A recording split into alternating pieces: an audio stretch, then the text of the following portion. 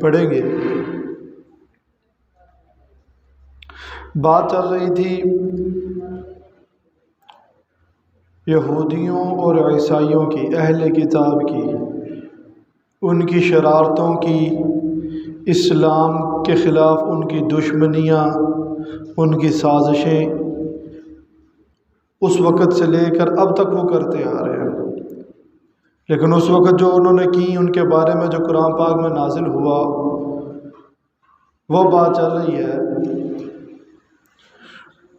اور کہتے ہیں یہودی نہیں ہے نصرانی کسی راہ پر، اور کہتے ہیں نصرانی نہیں ہے یہودی کسی راہ پر، حالانکہ یہ سب تلاوت کرتے ہیں کتاب اللہ کی۔ اسی طرح کہیں ان لوگوں نے بھی جو کچھ نہیں جانتے انہی کی سی بات۔ جھگڑا لگا رہتا تھا اس زمانے میں، یہودی کہتے تھے جی ہم حق پر ہیں، عیسائی جھوٹے ہیں، اور مشرکین عرب بھی جھوٹے گمراہ ہیں۔ عیسائی کہتے تھے کہ یہودی گمراہ ہیں، مشرکین مکہ گمراہ ہیں، مشرکین عرب یہ سب گمراہ ہیں، فرقہ ضالہ ہیں، ہم حق پر ہیں۔ اور مشرکین عرب کہتے تھے کہ ہم دین ملت ابراہیمی پر ہم لوگ قائم ہیں، ہم حق پر ہیں، یہ دونوں گمراہ ہیں۔ اللہ پاک کہہ رہا ہے وَهُمْ يَتْلُونَ الْكِتَابَ، حالانکہ یہ اللہ کی کتاب بھی پڑھتے ہیں۔ یہودیوں کے پاس بھی اللہ کی کتاب موجود، عیسائیوں کے پاس بھی اللہ کی کتاب موجود،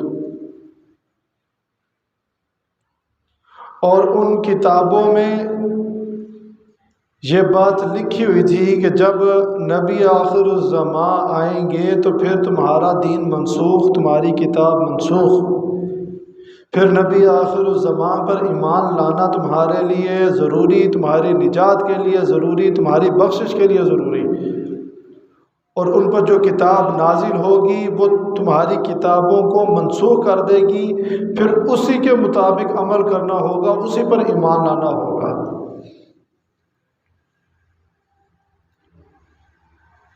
لیکن کیا کیا جائے، ضد اور جہالت کا، ضد میں اور حسد میں آ کر ان لوگوں نے سچے مذہب کا، سچے دین کا انکار کر دیا، اور انکار کا کیا، آپس میں ہر وقت لڑتے ہی رہتے تھے، یہ بھی سچا نہیں، وہ بھی سچا نہیں، ہم سچے ہیں۔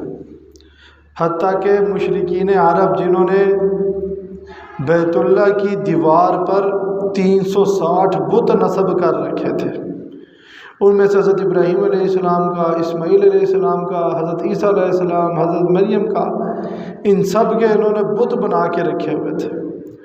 ان کے تو بت تھے ہی،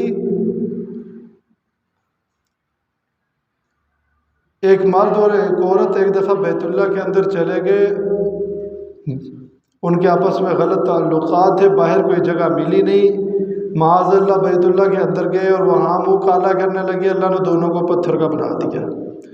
اب انہوں نے ان دونوں کو، ان کا جو پتھر کا مجسمہ تھا ان کو وہاں پہ عبرت کے طور پہ رکھ دیا گیا تھا، لیکن یہ مشرکین عرب اس کی بھی پوجا کرنا شروع ہو گئے، اور دعویٰ کیا کہہ رہے کہ ہم ملت ابراہیمی پر ہیں۔ حالانکہ ابراہیم علیہ السلام کا مذہب کیا تھا کہ آپ نے اپنی قوم کا جو بت خانہ تھا وہاں پر جا کر کیا کیا تھا، سارے بتوں کو توڑ دیا تھا، ایک کو باقی رکھا علامت کے طور پر، لوگوں کو سمجھانے کے لیے۔ اگلے دن جب لوگ آئے دیکھا سارے بت ٹوٹے ہوئے ہیں، جو سب سے بڑا بت تھا اس کے کندھے پہ کلہاڑا پڑا ہوا ہے، تو اب وہ کہنے لگے جی یہ بت کس نے توڑے ہیں؟ تو ابراہیم علیہ السلام نے کہا یار یہ جو بڑا ہے نا، جس کے کندھے پہ کلہاڑی ہے، اس نے چھوٹوں کو توڑ دیا ساروں کو۔ کہنے لگے بھئی ہمیں بیوقوف نہ سمجھو، ہم جانتے ہیں یہ تو خود کچھ نہیں کر سکتا، تو کہا پھر عبادت کیوں کرتے ہو؟ بیٹے مانگتے ہو، بارشیں مانگتے ہو، فتح مانگتے ہو، غذا مانگتے ہو، ضرورتیں ان سے کیسے مانگتے ہو؟ وہ تو کچھ بھی نہیں کر سکتا۔ تو اسی طریقے سے اس وقت جو مشرکین عرب تھے دعویٰ کرتے تھے ملت ابراہیمی پر قائم رہنے کا، اور حقیقت کیا ہے کہ بیت اللہ کے اندر 360 بت رکھے ہوئے ہیں، اور ہر ایک یہ کہہ رہا ہے کہ ہم حق پر ہیں، ہم حق پر ہیں۔ اللہ پاک فرما رہے ہیں فَاللَّهُ يَحْكُمُ بَيْنَهُمْ يَوْمَ الْقِيَامَةِ فِيمَا كَانُوا فِيهِ يَخْتَلِفُونَ۔